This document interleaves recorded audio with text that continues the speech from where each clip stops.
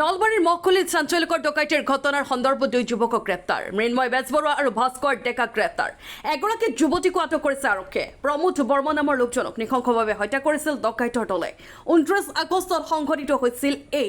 ঘটনা আমি পুনৰ জনাইছো এই গুৰুত্বপূৰ্ণ খবৰ নলবাৰীৰ ম'হখলিৰ চাঞ্চল্যকৰ ডকাইতিৰ ঘটনা সন্দৰ্ভত দুই যুৱকক গ্ৰেপ্তাৰ কৰা হৈছে মৃন্ময় বেজবৰুৱা আৰু ভাস্কৰ ডেকাক গ্ৰেপ্তাৰ কৰিছে আৰক্ষীয়ে এগৰাকী যুৱতীকো আটক কৰিছে আৰক্ষীয়ে প্ৰমোদ বৰ্মা নামৰ লোকজনক নৃশংসভাৱে হত্যা কৰিছিল ডকাইতৰ দলে 29 আগষ্টৰ নিশা সংঘটিত হৈছিল এই ঘটনা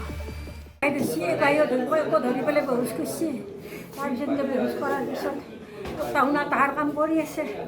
একদম মাতা নাই তাৰপিছত এই দুটাই বেহুচ কৰাৰ পিছত এই হতৰা বাতৰিলাক মই লাহেকৈ সেই মোক একোৱাল সেই পাকৰ ৱালখন সিফলে ভাল থৈ দিছে মই ইনকি ৱালখনটো ইনকি